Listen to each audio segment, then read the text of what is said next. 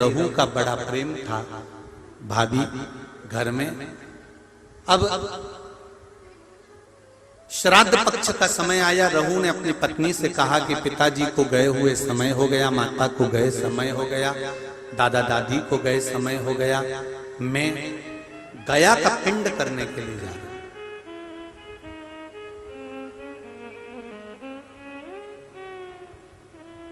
प्रयागराज, काशी, गया, यहां पिंड देकर मैं पुनः वापस आऊंगा और शिव जी की आराधना कर कर अपन भजन करेंगे, कीर्तन करेंगे, स्मरण करेंगे। तुम एक काम करना, अपनी धर्म पत्नी से रहू कहता है कि किसी ब्राह्मण को बुलाकर मैं जहां जहां पिंड दान करने के लिए जाऊं, आप दादा दादी के श्राद्ध में, माता पिता के श्राद्ध में किसी ब्राह्मण को बुलाकर भोजन करा दें। किसी ब्राह्मण को बुलाइएगा, भोजन कराइएगा। जब ये सुना तो धर्म पत्नी ने कहा, सुनो स्वामी, ब्राह्मण को भोजन करने बुलाऊं और ब्राह्मण अपने घर में ना आए, उसका एक कारण था। जिस ब्राह्मणों के घर के पास रहू रहता था, रहू की धर्म पत्नी इतनी ज्यादा लड़ोकी थी, इतनी लड़ती थी कि जितने ब्राह्मण आसपास में रहते थे उनकी सबकी पत्नी से रहू की पत्नी का झगड़ा हो चुका था। तो ब्राह्मण भोजन करने इसके घर में नहीं आए।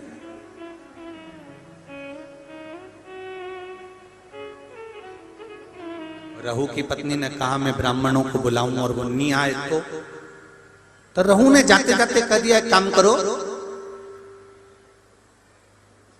मेरी बहन और मेरे भांजा भांजी को भोजन करने के लिए बुला लो।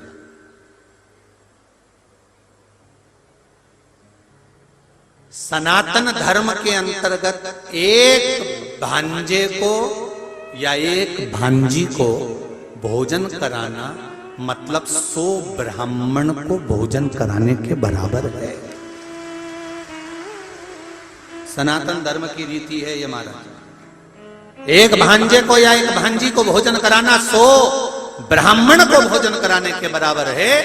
तो तुम एक काम करो, मेरी बहन रहनी को बुलाओ और अपने भांजा भांजी को बुलाओ, क्योंकि भांजा भांजी छोटे हैं, अकेले आ नहीं सकते, उनको बुलाकर भोजन कराओ।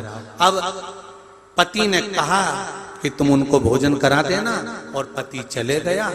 धर्म पत्नी इतनी विचित्र थी कि उसने अपनी ननंद को बुलाया तो सही, पर भांजा भांजी को मना करवा दिया कि उनको लेकर मत आना।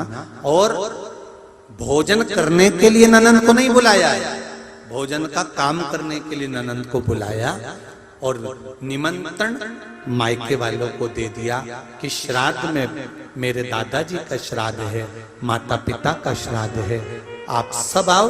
मायके वाले श्राद्ध का भोजन करने आ गए।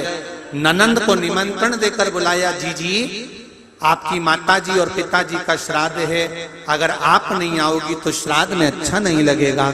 ननंद आई और ननंद ने आने से पहले अपने बच्चों से कहा कि मैं नाना के घर जा रही हूँ। बच्चों की आंख में जल भरा हुआ था। माँ, आप हम दोनों को छोड़कर जा रही हो, हमें भी साथ ले चलो, हम भी चलना चाहते। नहीं नहीं, तुम्हारे मामी जी ने केवल मेरा निमंत्रण करा है, मैं जाऊंगी, तुम रुको। माँ,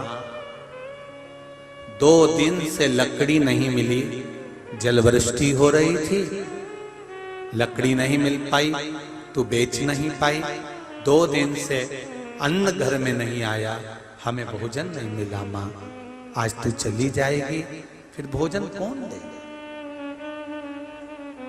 ये श्राद्ध पक्ष की कथा है।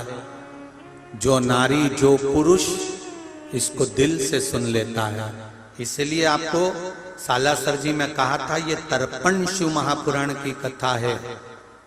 जितने भी भारत भूमि के देश और विदेश में बैठकर लोग इस कथा को सुन रहे हैं, 7 दिन प्रतिदिन नूतन तर्पण शिव महापुराण की कथा को सुनो और अपने पूर्वजों को आपने तर्पण करा ना करा, पिंड दिया ना दिया, ब्राह्मण भोज कराया ना कराया, 1 बजे से 4 बजे तक अगर शिव महापुराण की कथा दिल से सुन ली तो पूर्वजों को सब प्राप्त हो जाएगा और उनकी मुक्ति